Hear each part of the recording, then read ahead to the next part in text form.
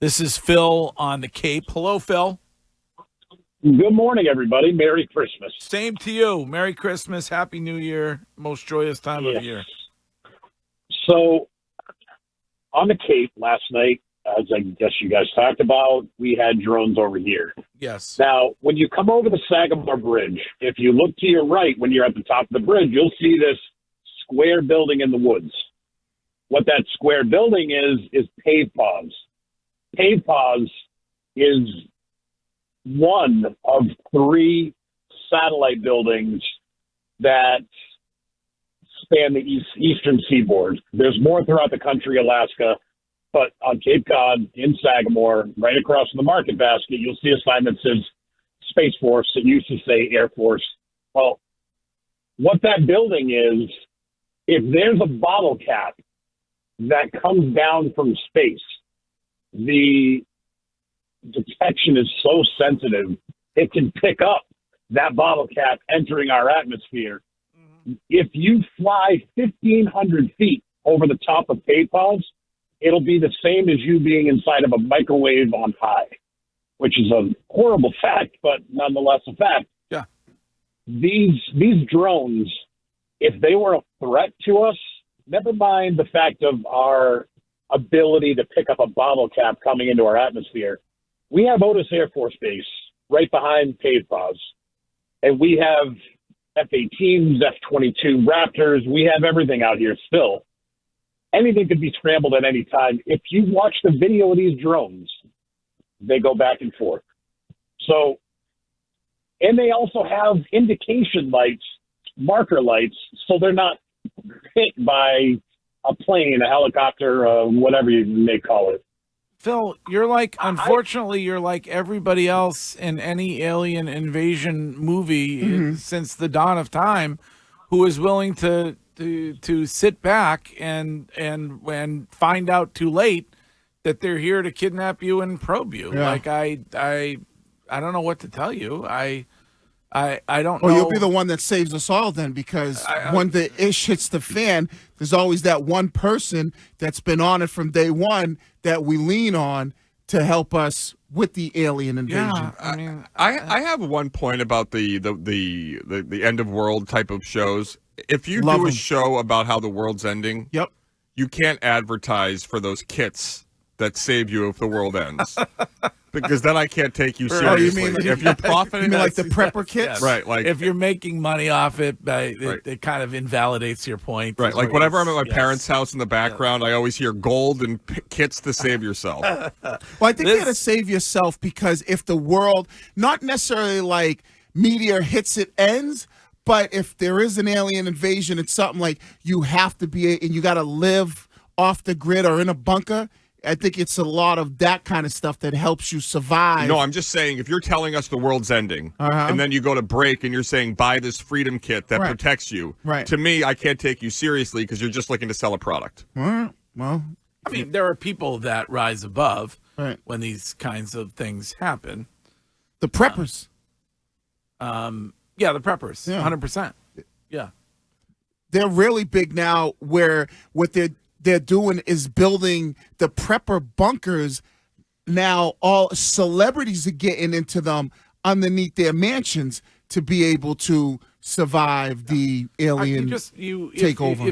If you meet with them and you show them that you're somebody that they can use to run the place once they've taken it over, then you can, I mean, not to say that you're going to be a traitor or anything, but you can catapult yourself. It's kind of like the governor in Woodbury in Walking Dead, Sean. Great reference. Good pull. Yeah, but the governor was running the whole thing, and on the side of oftentimes on the side of bad, but he maintained control of Woodbury. It's true.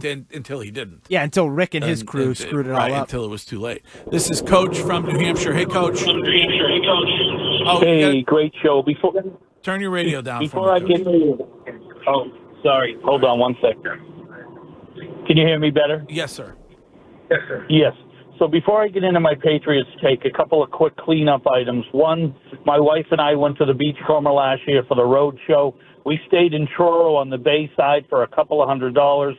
Even Wiggy the Snob the hotel snob, not the snob in general. Yeah. Would have loved it. It was gorgeous. Number two, the place suggested on Alton Bay, that's way too small. You want to look at Weirs Beach, a new place called Docks, D-O-X. Very much like a Puffer Bellies back in the day. Okay. Big, huge place.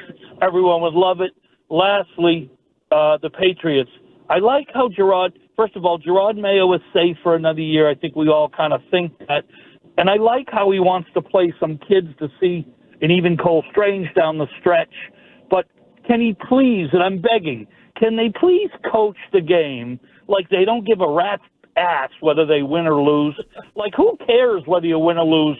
Just coach with the you-know-what out and just have some fun with it. Like, I cannot deal with conservative coaching. Thank you. Yeah.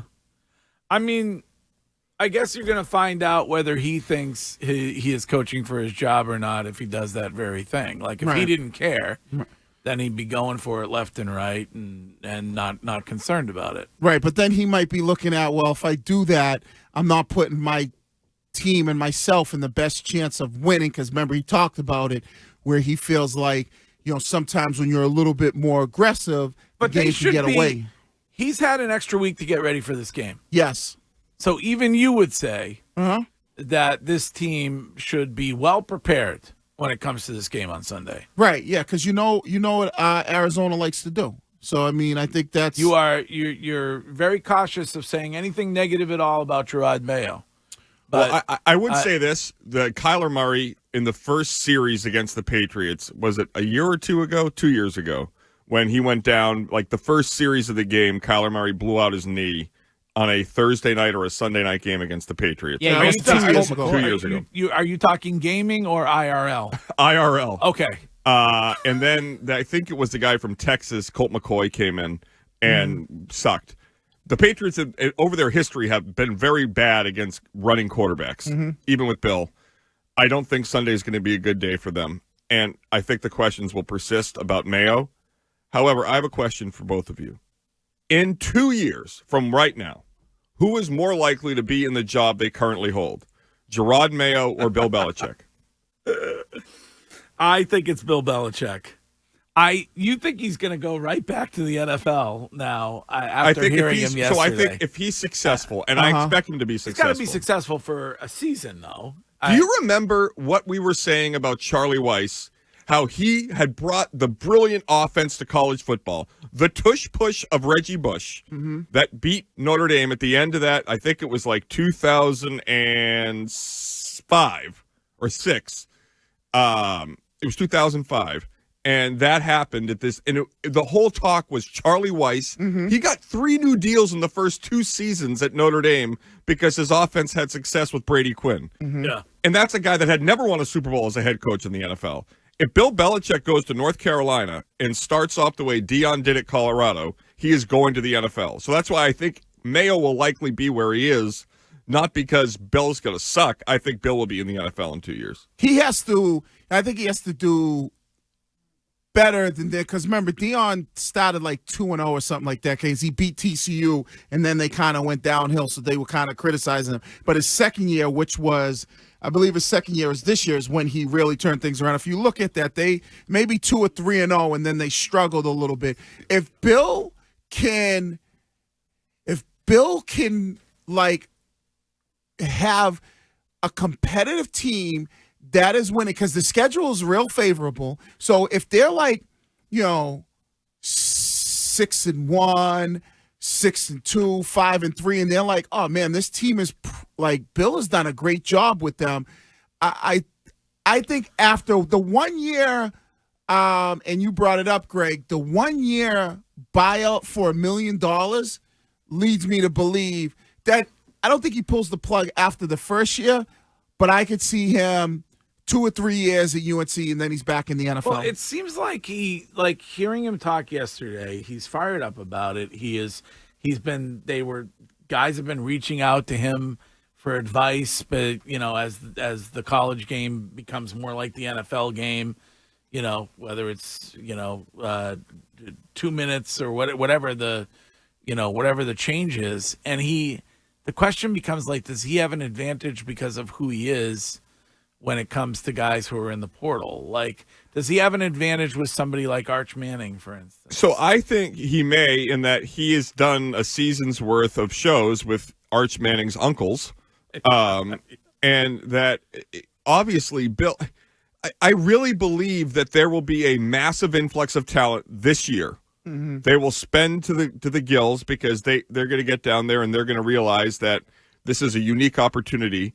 But the total control component for Bill, to me, has far more to do to showing people in the NFL that he can do this without an owner that is meddling and trying to tell him what to do. The way that Bill has been portrayed has been by everybody else since he left the Patriots. On the Subaru of New England text line, the new text number, Curtis, why do you think Bill would want to grind it out in the NFL at 73 or 74 years old? This is his retirement job. Okay. What has Nick Saban said? What is the storyline about coaching in college now? It's as or more stressful than coaching in the NFL. You're in the portal. You've got to have – everybody's on a one-year contract. Mm-hmm. You don't get a guy and that he's yours for 4 years, or if he has to sit out a year to play somewhere else. Nick Saban left the best to ever do it in college because it was too taxing, and the playing field had been evened, where Alabama didn't have this massive institutional edge over places like Colorado. So to say that it's a relaxing job, he's doing a hell of a lot more than he was at the end. I wonder, as you think about everything that kind of goes into it, is it? I think they're both stressful, and I think taxing is a good word. I feel like college football might be more taxing than the NFL. Well, because it's a 1 year, it's essentially a 1 year and done, because guys can go wherever they want. Right. And you can't even, it's not even comparable to free agents, because at least you're able to sign a free agent for an extended period of time. You draft, you got to remake your roster every season. Right. Like, you draft Drake May. You can't build a program. Right. Like you can't take a freshman and know what he's going to be in. I mean, not 3 or 4 every years. kid leaves though. But a lot of them just Castellanos. The portal. Look at the numbers from the portal year to year and how it's going up. I think there's already like 2,000 players in the portal right now. Like, you draft Drake May, for example, you got him for 4 years, and then you want him, you keep him because of the franchise. Like, if you get so here's a great Wiggy. Great question, Curtis, in the Twitch chat. Who spends more money this offseason? Bill with NIL or Patriots? If it's close, then Kraft needs to go. Oh my God. Sorry, Wiggy. No, I was just thinking. Did you see Kraft wearing the Duke hat today? That was weird. No, I didn't see that. I was just thinking, not only with that, where in the NFL, I know there's stuff that happens like off the field, but in college, parents entrust you to basically be their babysitters, right? So that's got to be a lot of stuff that, is a taxing on a head coach and coaches that are in college. So it'll be interesting to see how Bill handles some of that kind of stuff.